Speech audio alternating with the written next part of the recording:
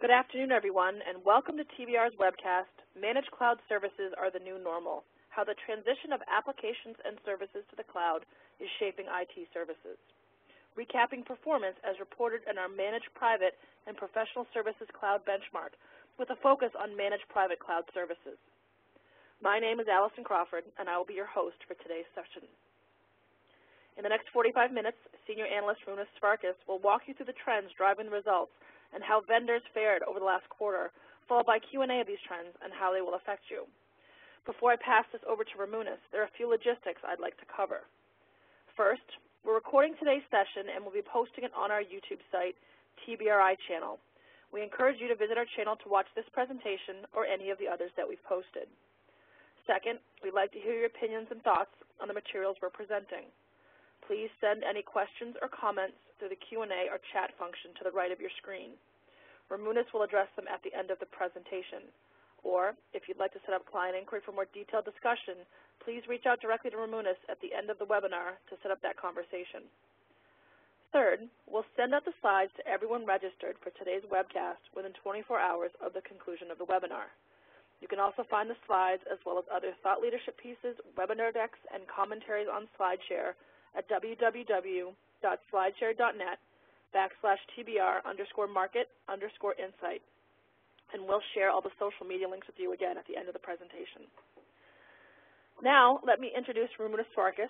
Ramunas is one of our senior analysts within the TBR Professional Service Practice Area. In addition to focusing on several of the largest IT services vendors, he also spearheads our Global Delivery Market Landscape Benchmark and is the lead professional services analyst in our newly initiated cloud program. He was instrumental in kicking off our cloud-related research, and with our first customer research study on the use of cloud professional services in 2010, the fourth edition being published next month. Ramunas is our lead professional services spokesman on cloud computing, providing both analytics and strategic advice, helping IT services firms identify new opportunities and revenue streams. Today, he will be presenting results from our Managed Private and Professional Cloud benchmark, focusing on Managed Private Services. And with that, let me hand this over to Ramunas. Thank you, Allison. Before I get started on the Managed Private Cloud, I wanted to just quickly give a real brief overview of our overall cloud program so everybody understands where we're coming from and how we position the information that we present in our webinars. We kicked off this year a pretty massive cloud program, which includes cloud business reports, cloud benchmarks, as well as cloud customer research tracks. The three elements really, as I show here on the next slide, provide here an idea of where, what, and what we're covering. Specifically on the cloud business reports, those reports are very similar to our traditional services and product reports on companies. However, the perspective is from a cloud standpoint. As a consequence, we look at specifically what are the various vendors doing in the cloud space. And we look at it across the whole portfolio in terms of public cloud, private cloud, as well as cloud components. And when we talk about cloud components, we're really talking about the building blocks for cloud. So some of the hardware-centric vendors and software-centric vendors definitely are selling hardware and software to firms to build their own private clouds, and that's what's included in our cloud components benchmark. The cloud benchmarks, we have three that we are rolling out. The public cloud benchmark, which was presented last month. The Managed Private and Professional Services Cloud benchmark, which we actually are going to present in two pieces. Today we're going to cover the Managed Private Cloud aspect, and in several weeks we will be also focusing in on the professional services portion of the benchmark. And then coming up in the future here will also be a cloud components benchmark. And finally, in the benchmarks, we're really looking at everything from the vendor perspective. We've initiated several cloud customer research tracks, looking at private cloud, hybrid cloud, and then specifically cloud professional services. So with that, I want to also just very quickly indicate what we're covering under Managed Private Cloud. Managed Private Cloud, we've subsegmented into four categories: Managed Private Dynamic Applications, effectively people that are managing and hosting workloads for clients; Managed Private Platform as a Service, where, again, here these are basically development platforms or application platforms that are being managed by the systems integrator or services vendor. Managed private infrastructure as a service. This is where people are subscribing and utilizing hardware, software, networking, and it is being hosted and managed by services firms. And finally, managed private business process as a service, where we're actually seeing people selling business process outsourcing as a service, and really that piece of the market is changing somewhat, and we'll see further on in the presentation here today. So with that, we're going to head into the actual research. We're going to try to figure out and present to you, what is happening in the managed private cloud market. What segments of the managed private cloud services are seeing the highest demand, and then finally, which one is right now growing the fastest. So, jumping right ahead, what's happening? In the results that we put together on the firms that we're covering in our managed private cloud, we saw that, in fact, infrastructure as a service and managed private cloud services are growing at a very rapid rate. In fact, managed private cloud, the combination of all four segments, turned in a growth rate of over 45% in the first quarter of this year, and that growth continues. What is going to happen, and what we expect it to happen, is that, in fact, the market is going to end up being an $18 billion market by the end of 2013, and will double in size by 2018 to a $37 billion market. When you look at the actual numbers, and we have been following the market for quite a while, we can see very quickly here that the market, we believe, has doubled between 2011 and 2013. And although it's not going to grow as rapidly as it did in the last 3 years, it will double again by 2018. The firms we cover in the managed private cloud benchmark account for 50% of this overall total market figure. The total market, we estimate, is going to be growing at an average annual compound rate of about 17%, with managed services growing at 18%, slightly faster than actually professional services. This has historically been the case. Professional services, in terms of actual delivery of services, has always been a little bit slower from that standpoint, and we believe that this trend is going to continue going on out into the future. So, who are the vendors in the managed private cloud market? This chart provides the various vendors we've included in here. There's 29 in total. And what's striking here, and in this plot here of the data points, we're looking at actually their total services revenue growth compared to their managed private cloud services revenue growth. 27 of these 29 vendors actually are exceeding their total services growth with managed private cloud. Excuse me. The reason why, we've recently just finished conducting some customer survey work, which we'll be talking about in a couple of weeks. Over 70% of the customers are indicating that they are actually, when they're interested in cloud, are more looking at managed private cloud as the mechanism they want to engage into the cloud market. 30% of the customers that we surveyed were building their own private clouds, but even there, some of those customers are also engaging systems integrators and service providers and literally IT service vendors to help them in managing those clouds. So the managed private cloud marketplace is growing rapidly, and the vendors are seeing traction. What's interesting to note is that you have some vendors that right now have pretty sizable revenue streams in the marketplace, and other vendors that are just appearing on the marketplace. Effectively, we've seen that cloud is really causing a transition for the IT services industry. Applications and services that have historically been managed in a normal environment are really being shifted to a cloud environment. That change is occurring across the board, and that's why we're seeing growth both in platforms, in infrastructure, and in business process, and they're all moving towards the cloud. So effectively, what services are dominating the market? As I started out already and mentioned, infrastructure as a service really is right now the largest market in the managed private cloud marketplace.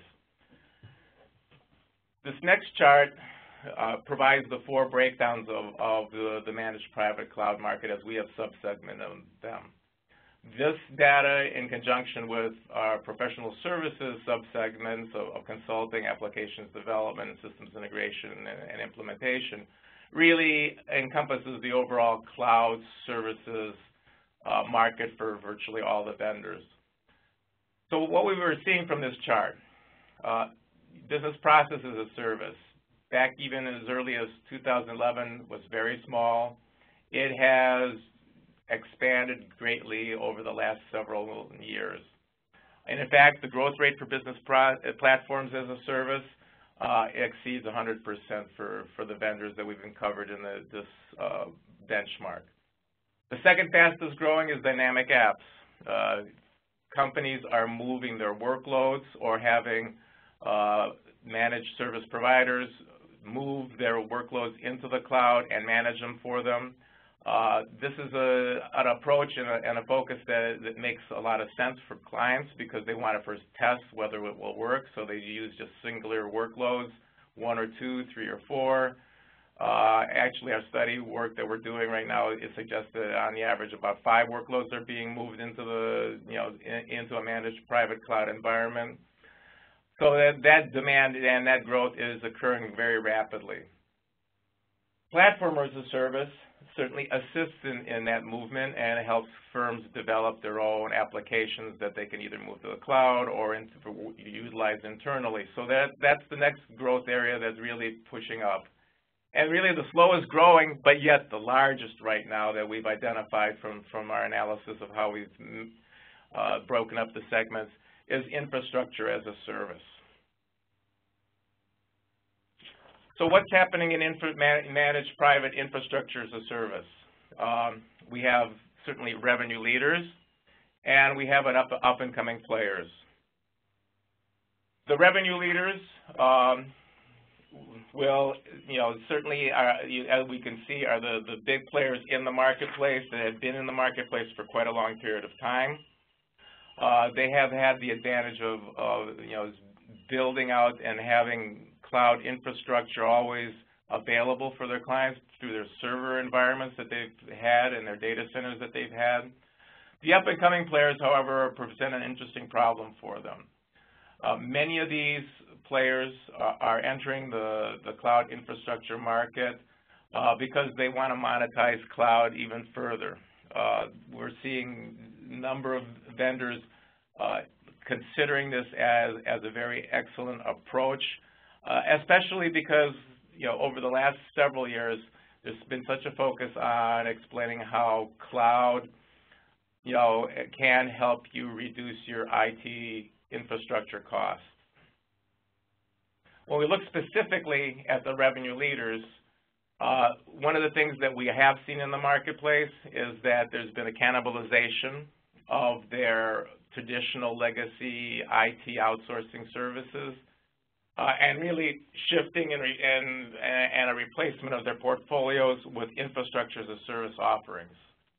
What's helped these vendors tremendously has been the fact that they have been historically the infrastructure leaders. They've provided the original infrastructures for many of their clients, and as a consequence, those clients have turned to those traditional hardware-centric service providers really to help them then move to the cloud. So infrastructure as a service has had a kind of an advance or has been ahead of the game in terms of the movement of the cloud.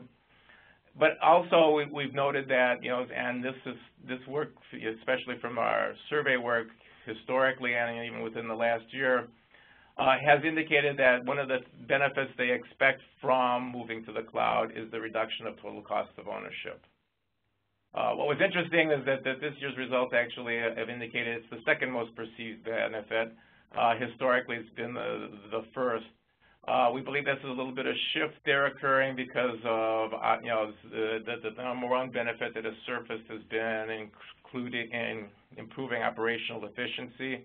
But again, that in itself also is a cost parameter, because if you're more efficient, certainly it costs you less to operate your infrastructure. You can dedicate people to other areas in the business. So the leaders, and again here, one of the big leaders is Rackspace, is not cannibalizing their services because they're virtually solely a cloud services provider. But those very same leaders are also re-engineering their portfolio. Rackspace updated their cloud software version, OpenStack Alamo, and they introduced Open Center. HP announced cloud offering, a converged cloud offering and business unit, which really combines their hardware, software, services, personnel portfolios, capabilities, and is available also for their partner networks. So the revenue leaders are really continuing to re-engineer their portfolios to address the needs of cloud and to really focus themselves towards cloud. What are the up-and-coming vendors doing? The up-and-coming vendors really are relying on their legacy, historical strengths and expertise, and then building out little miniature versions of infrastructure as a service offerings in the really specific industry verticals, focusing on small segments in the marketplace, really trying to differentiate themselves from the generalists who can handle and do everything. For instance, TCS just recently made a very successful win with India Post, transforming their core banking systems and operations, and while operate and run that whole infrastructure in the financial area. So this is kind of the trend that we're seeing is emerging across the board. So, the more traditional the more traditional vendors like VMware are also expanding their offerings, and as I kind of highlight here below, and they're trying to move into the infrastructure as a service area as well. They certainly have the expertise and background to do so, and they're really cognizant that the monetization and the value that they can provide will come from cloud in the future. So, seeing that we've got these vendors that are already playing very well in the managed infrastructure as a service area, where are we seeing the future growth coming from? Certainly, we don't believe that infrastructure as a service is going to decline soon. As my earlier chart, I pointed out that Dynamic X certainly was growing very rapidly, and that market may overtake the infrastructure as a service market. But we believe that infrastructure as a service, since it encompasses your whole IT infrastructure, generates a much higher revenue yield per client, and subsequently will stay the dominant marketplace over the next year. So which of the markets are growing the fastest? As that original chart showed, business process as a service is certainly evolving and seeing traction in the marketplace. Who are the vendors? As you can see, the plot here, looking at the vendors in the managed private business process as a service market, are much smaller in number of the 29 vendors that we cover in the managed private and professional services benchmark. The number certainly reflects those people that have historically been strong BPO players, and now they're transforming themselves into providing business process as a service. This chart here actually shows, total cloud revenue growth as the bottom axis and managed business process as a service revenues on the vertical axis. If you note again, virtually almost all the vendors are growing business process as a service much more rapidly than even their total cloud revenue streams. And they, but again, all of them are starting from a much smaller base. What's really interesting to note is that we have Indian-centric vendors here that are really moving in this space and are really trying to address the marketplace. This next chart actually looks at the dollar change in terms of what had they actually gained year over year versus comparing to their growth numbers. Again, the chart actually looks very similar to the previous one. And again, we have some of the Indian vendors that are certainly pushing very strongly and seeing a lot of success with managed private revenue growth as well as dollar growth. Again, the dollar figure here is really something that's of interest because it is small. I mean, this is the smallest of the markets. Will it ever get to the same size as the other components in the managed private revenue stream? Not likely, but there certainly are opportunities here. One of the things that we're seeing is happening is that the various BPO players here in the marketplace are including analytics and analytics consulting services as one route to the market and to improve the value that people can provide along with your business process as a service opportunities. One of the vendors here right in the middle, Accenture, certainly has taken this approach. And they recognized early on, in fact last year, they already were touting that cloud computing and data analytics were really going to be the areas where you could offer business opportunity and get more out of business process outsourcing. What it really says for everyone is that business process outsourcing suppliers need to invest in their cloud platforms. They need to figure out how they can monetize what they have already and then create additional value for the marketplace. And they're doing that really, and we believe in a strong way, through analytics. This last slide here in this presentation really looks at what are some of the specific vendors doing. And the one thing that you can note across 3 of the 4 offerings here is that analytics is embodied in the description of the offering. Certainly we know that BPO enables companies to reduce their operational costs, and they can certainly improve their operations, leveraging business process outsourcing best practices and so forth. But the application of analytics to the information derived from the BPO operations has really not been utilized to its fullest. Applying analytics to this data can lead to better business decisions and subsequently result in improved operations. And subsequently, we're seeing a number of the vendors moving in this direction, and we expect literally all of them to do so. So what we've seen really is that the market has changed. I mean, cloud has come on board. Growth for the various services firms has been slow from a total IT services perspective, but cloud revenue and cloud-related revenue is really driving the growth that does exist for many other companies. Already, the managed private cloud services, as I already said, will be expanding at double-digit rates.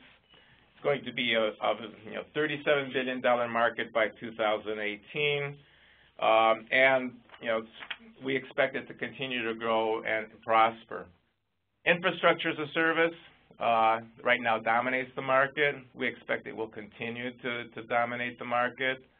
Firms are going to continue to try to move themselves away from capital expenditures and purchasing infrastructure and going to subscription models to get to the same benefits of that infrastructure available to them, but at a variable cost basis. And business processes as a service, we really believe, will continue to expand and grow. It's going to enlighten the decision makers within companies to improve their operations, and that is a definite value, especially in this day and age where speed is a real key. When new products are announced, you want to know how they're doing very rapidly, and you can certainly have analytics provide that kind of insight rather than sitting back and waiting and somebody adding up all the numbers for you. So it's basically a trend that's going to continue to evolve. We don't believe all the vendors will be playing in the business process as a service space, but certainly the ones that are there now are recognizing the benefit of analytics on business process as a service, and therefore are going to keep pushing it very hard. So with that, I will take the first question. Great, thanks, Ramunas. We've had a couple questions come through. The first one we had, Ramunas, came through. What portion of the total market for these services are comprised by the companies you are benchmarking? Otherwise stated, how much bigger is the total market? Approximately 50%. I mean, the firms we have in the market account for about 50% of the market. The other remaining 50% are not included in the benchmark. This has been traditionally our focus across all our benchmarks because we believe that the largest firms, the ones that are leading the charges in many cases, the ones that show up on the radar screen first, typically lead the overall market and provide the direction to the market. When they incur challenges, they're the first ones that incur the challenges, but then also when success is occurring, they're the ones growing the most rapidly. So basically the 29 firms really do account for about 50% of the total market. Okay. The next question that came through, do you have examples of the most frequent business processes being managed by these vendors? Actually, and the previous slide identified some of the things that some of the vendors are specifically doing. If you note here, for instance, the Indian vendors are trying to be very narrow in some of the places where they're building out their business process as a service, focusing specifically either on commerce and retail business, which is what TCS is doing. Infosys also has a very strong focus and is looking at the healthcare market, and we know, for instance, even in the United States, they've been advocating for a number of the different states building out their health information exchanges and helping run the overall health business. At the same time, we see the same thing happening. HP has gone in that route also with an e-commerce solution. And even SAP has, with their acquisition of Ariba, if I recall, has also gone that same route in terms of having a specific solution in a very narrow industry vertical market available right now, and then seeing if that will be successfully accepted and bridge out to other industry verticals and market areas. Okay, we had another question come through, and this might be in reference to a specific slide. I'm waiting to get feedback back on that. Is there any reason for IBM not being plotted on the slide with the players that are combining analytics and cloud in business process as a service capabilities? I don't know which slide that was. So, is it that one? You're correct. Okay. We just haven't seen a lot of IBM in that space at the present time. I mean, IBM has dominated effectively the other three sectors very much in terms of dynamic apps, platform as a service, and infrastructure as a service. IBM has not historically been very large in business process outsourcing. From our historical analysis and so forth, that's been one of their smallest segments, so they're not popping up here in this slide at the present time. So that's why they're not appearing here on the slide at the present time. It's certainly it's possible that they will show up in the future, but our modeling results have not suggested that it's appropriate to have them on the slide at the present time. Okay. The next question that came through, So if these market size figures account for only 50% in the market, the implication that the total market size by end of year 2013 is $70 billion, not $35 billion. No. The first slide was the total market numbers. I'm sorry if that I made that if that was misunderstood. Okay. Hold on. I had another question come through real quick. I'm just looking for it. What is the go-to market strategy for revenue leaders in infrastructure as a service? That's a long discussion, but I think we can address it partially. I think the market leaders, their go-to strategy for infrastructure as a service is really to provide solutions. They're basically taking on the whole infrastructure and they're trying to build out complete solutions so that virtually all the workloads, everything that a client wants to move to the cloud, they can move to the cloud, and the providers will basically manage and host that for them. It's being led really from a go-to-market strategy through consultative work. Many people are turning to, and we'll get into this more when we present the professional services side of the equation in 2 weeks, that people just have to and are looking for assistance in getting into the cloud market, leveraging the benefits of cloud, and using cloud type delivery services. Consulting is really the entry point. And what we're seeing, especially for the market leaders right now, is that they are all shifting their consultative efforts to much more of a business focus. If you can help solve a business issue, and in fact is solved through basically reducing the infrastructure costs for your IT services, as well as improving the specific challenges that or dealing with the specific challenges you're facing, that's the route to go. In contrast, really, the up-and-comer vendors, I'll kind of go beyond the question here, have that same challenge. However, they have not historically been recognized as consultants in the marketplace. So many of them are actually building out consulting resources, adding headcount really at the consultative level, and likewise adding headcount that is close to their clients. So they're building out onshore resources. And this is also true for some of the software firms as well, because the software firms feel that they need to ensure that their software is being put into the cloud in an appropriate fashion, and that they basically feel comfortable that they can manage it, ensure that it runs properly, and not get caught in some kind of issue where they basically get kicked out because somebody else, a partner or somebody else, did not necessarily put the right solution in front of the client.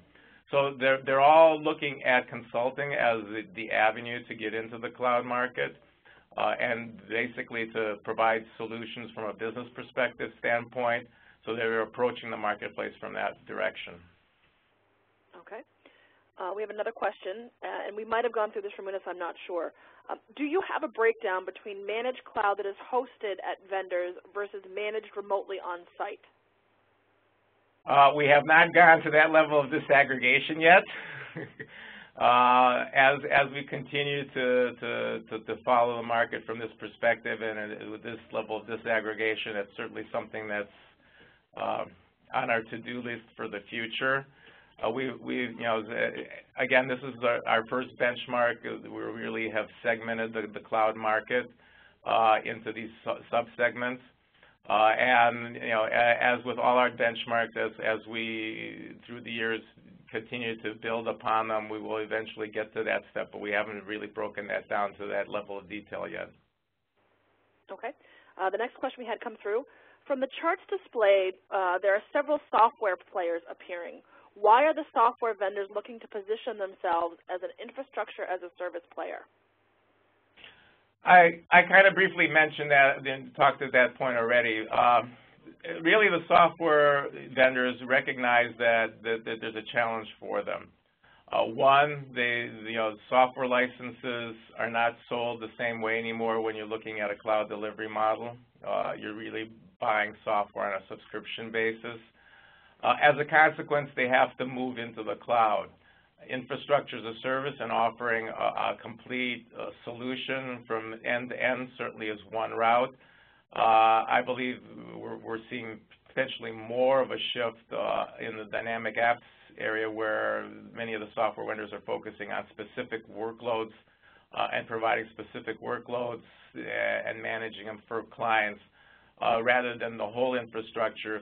But that's, it's the nature of the beast. If you're seeing your revenue streams erode in one area, you need to shift and you need to address what your clients want and need. And that's why the software vendors are shifting and looking at cloud and cloud delivered and software delivered through cloud, the cloud delivery model as the mechanism to continue to succeed and generate revenues. Okay.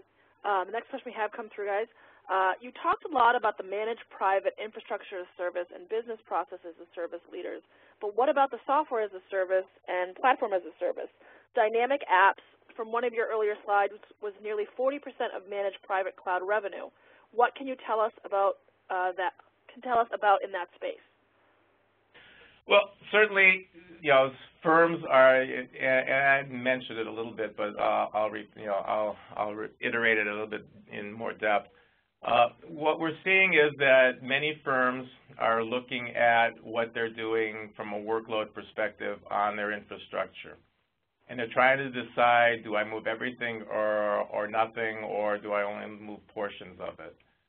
We've seen a lot of success for a number of firms, with public cloud offerings and services, and people moving, for instance, their web services only to the cloud. But again, some firms feel that that's not necessarily the appropriate approach. So they're looking at specific workloads only to move to the cloud and move to a private cloud environment that's hosted by one of the large vendors. So that therefore, we are seeing dynamic apps growing pretty rapidly. Now, the growth in dynamic apps is somewhat interesting because it is not the same scale or size. The engagements are much smaller, but there are a lot more of them because there are many more applications as singular items that are being moved into the cloud. So, you can move a whole infrastructure, and that's going to be a large, big engagement. Or you're going to move 2, 3, 4, 5 apps to the cloud initially before you move, everything that you have internally to the cloud. And if you do it in singular engagements, you have a lot of traction there and a lot of new entries adding revenues to the market, but not necessarily in the same scale and size. But definitely dynamic apps is going to be, and infrastructure as service are going to be 1, 2, or 2, 1 in terms of size of the market. Platform as a service will probably always be hanging around as an entity, simply because certain firms are just not going to want to invest in building development platforms and having places where they can develop their applications when they can actually subscribe to it. And once you're done, you don't have to dispose of the equipment. You simply stop paying for it, and you're out of that business. So certainly the other two market areas are poised for continued growth. We just wanted to focus today on the big two, and certainly in our next webinar when we look at this, we'll broaden and go a little bit deeper into each one of them. So with that, hopefully I answered the question. We actually think we've got a follow-up from the same person. He said, I'd like to get a little deeper into business process as a service. Why aren't more vendors playing in that space? Do you think it's going to be a big wave or more of an add-on, nice-to-have type of cloud service? I don't know if more vendors will get into the space. Certainly those that are already playing it will have to change and transform themselves and move their business process outsourcing operations to business process as a service operations. As I had mentioned when I was talking about business processes as a service, it has been, business process outsourcing has become a very commoditized business. So unless you have the skills or the expertise in the marketplace to create a value-added on solution, you're not going to just start doing it again, or because a number of firms did kind of back away from business process outsourcing over the years because of the commoditization. So the real key here is a value-added service. How can you improve the value of your business process outsourcing or business process outsourcing as a service? As I mentioned before, analytics is one of the real keys. And if you can provide that analytics and then provide, for instance, even staff to help assist in an analytic engagement, that is a true value that the client can recognize since they don't have to build those capabilities internally. So the growth for those firms that are in the business is going to continue to expand, but I don't believe we'll see a lot of new entrants into the marketplace. Okay. If anybody else has any additional questions, now's the time to send them through. Right now we have one additional one in queue, guys. The last question we have at the moment is, open standards are very important for public cloud vendors. Are private cloud vendors taking this into consideration? Yes, they are. Open standards is an ongoing area and issue. As with anything in the IT world, commoditization occurs pretty rapidly. And as various applications and workloads are moved in the cloud and are executed in the cloud, certainly there's going to be a need for open standards for those various applications to communicate with each other. And this is especially true as we move to more workloads out there in the cloud space and into actually hybrid cloud environments where some of the work is being done on a public cloud at the lowest cost possible.